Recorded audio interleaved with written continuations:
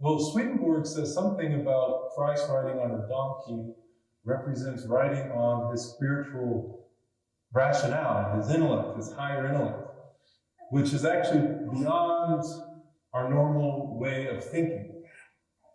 Higher intellect, a more intuition-like mode of living, I guess. And I wondered if I could relate to that, if I had that kind of higher intuition at all. I don't know.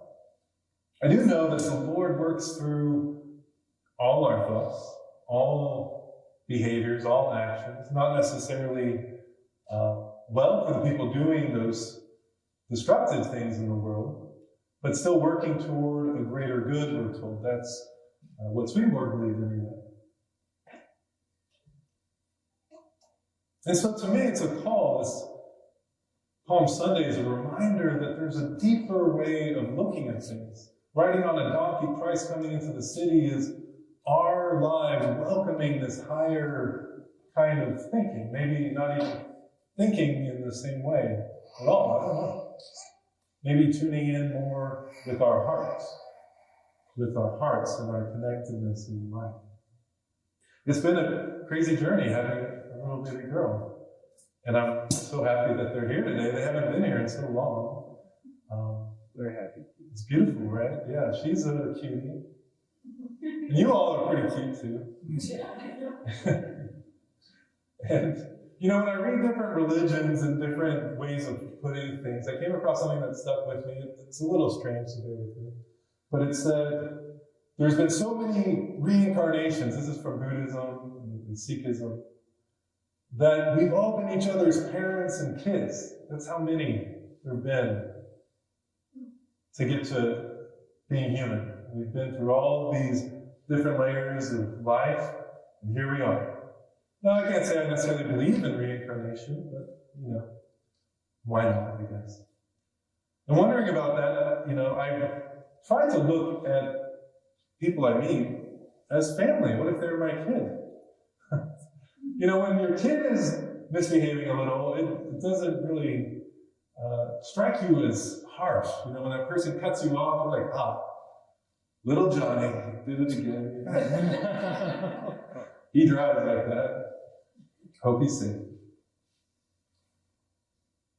And when I think about Christ entering the city as a king, and, you know, this hope for the Father of all creation, the Father of eternity, as it says in Isaiah, that's a scripture that they held. And if there was any sort of messianic idea at the time, it definitely correlated with this promise of the child, who will be called the King of Kings, the Father to eternity, all these things.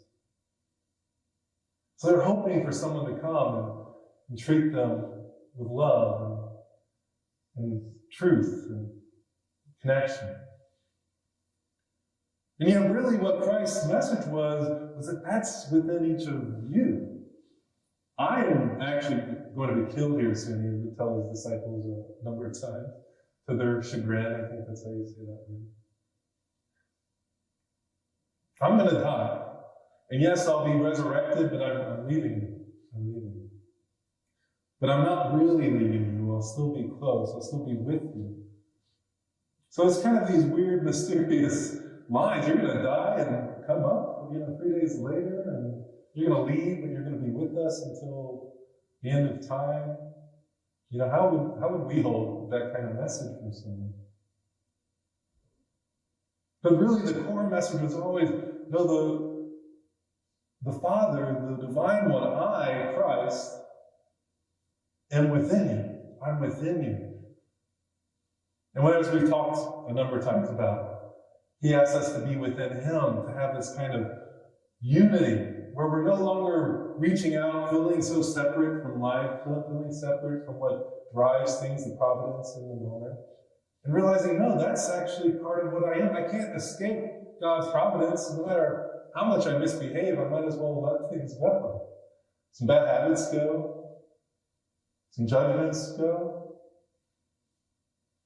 My need to feel anxious and fearful about life, I can let it come, I can let it go too. I can let it come and go.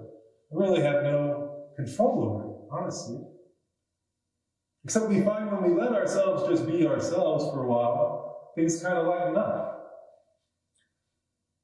When we realize that we're not separate from God and other people, we start to not need to have to, control them.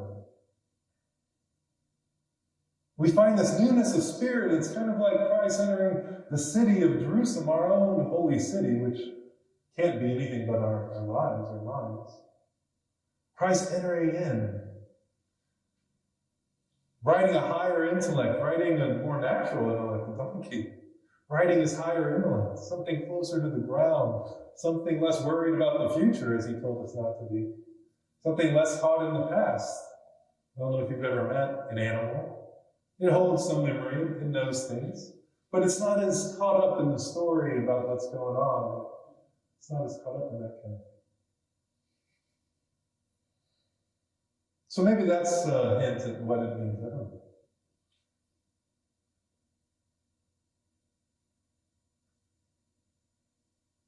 And we're told that the palm fronds, right? The leaves are placed along his path, and leaves represent our thoughts, funny enough, according to Swedenborg, I believe. They catch the light, they help us grow, we learn. It's through our thinking that we can create fruit, we consume, we know to eat, we know to work when we have to. Those things create fruit. We know to help other people. That creates goodness. Being there for community, even if no one knows how you're there for the community, it's creating a beautiful fruit, beautiful connectedness with the life around it. And so these leaves laying in the path of Christ fits, I guess, Swedenborg's description of it, us laying our thoughts down and saying, these should serve you. These should serve our higher self, the one who loves other people, not out there, the one who loves, but the one in here. We sometimes don't really have a beat on as much. We're told that that's our natural self, actually, that as we kind of wipe away the dust of our thinking and our overanalyzing and our fear, we realize, oh, I think Christ is coming down the path. I think Christ is here. We see that warmth of a new day. Now, I can't tell this story without hinting at what's to come. I mean, he did it himself so often. And I find it kind of amazing that, and Mark was saying this, I believe, amazing that right before he was killed, you see the biggest celebration for him. The biggest celebration. And of course, part of the reason he was killed was that he was looked up to. Unlike how we sometimes think in religious circles, Christ broke down barriers. He said, Christ, God, the Heavenly One, is one with you, is within you. Turn around and see that. Turn around and see that heaven is in your midst, is within.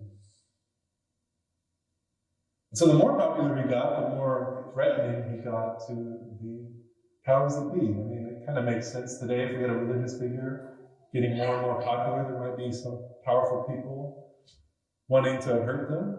And unfortunately, we hear that in the story right before he comes into town. Not only did they want to kill him, they were plotting against him, they were plotting to kill Lazarus. The guy he raised. That was kind of amazing to read. I didn't remember that. I mean, I wonder if they were successful. That's kind of crazy, huh? Lazarus, because he was a walking testament to the miracle of Christ, of love, of life. And within ourselves, I don't know if there's a corollary, but let's look for ourselves if there is. Sometimes we might have these greater insights, but or some part of our mind wants to shoot it down.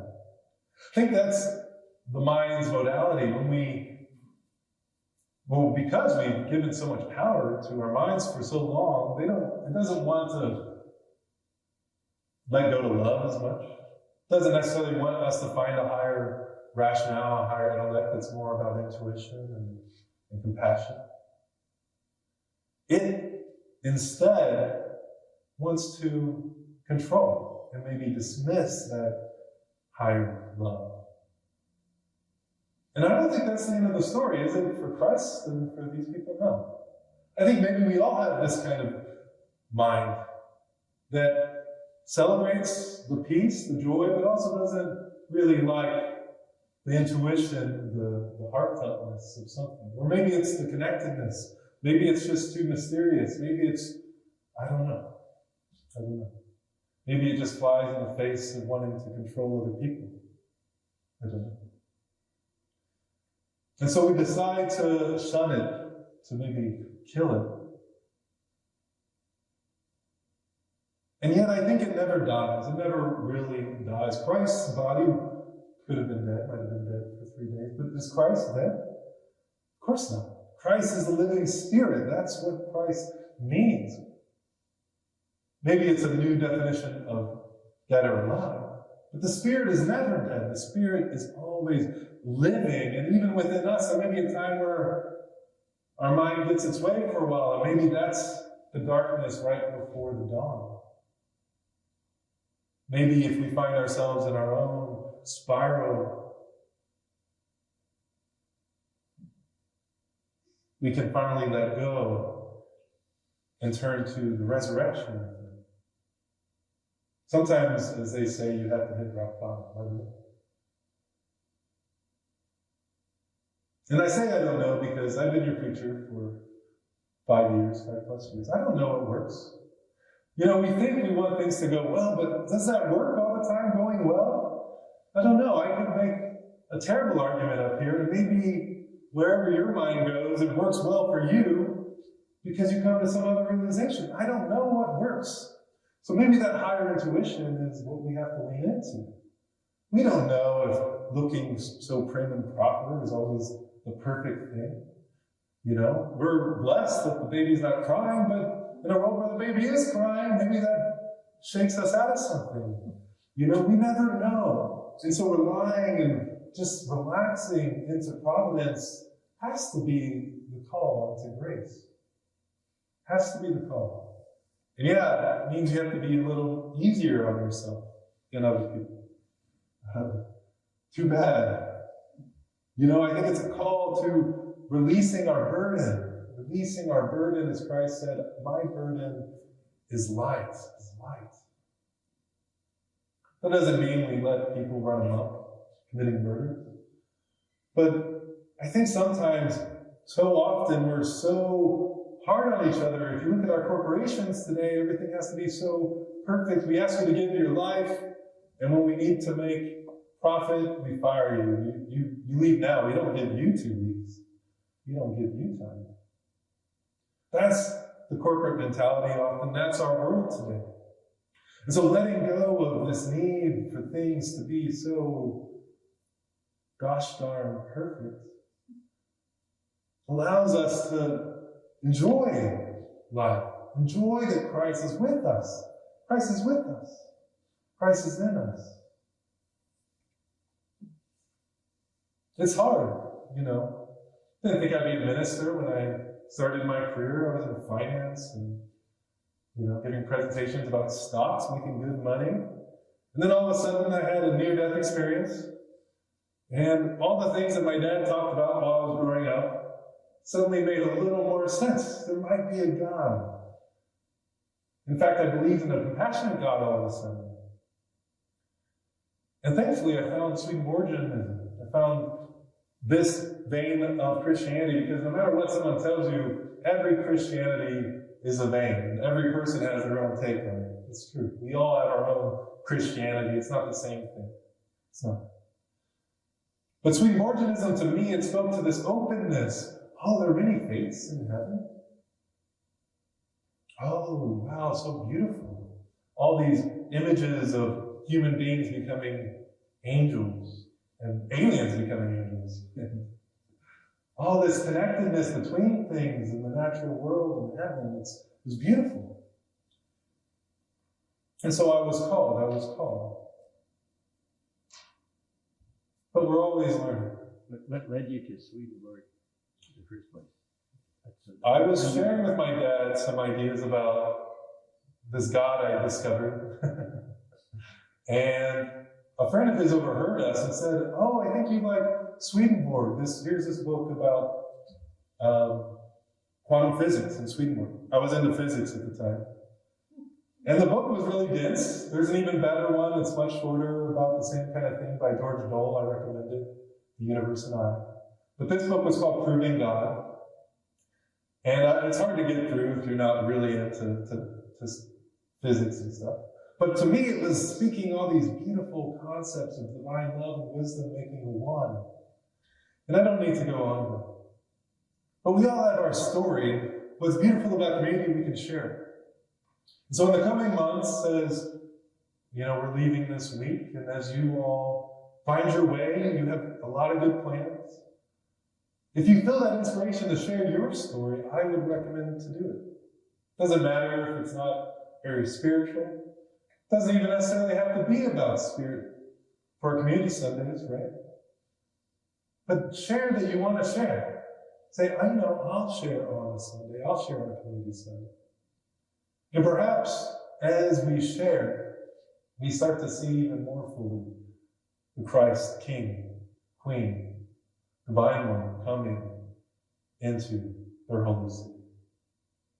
Let's take a moment.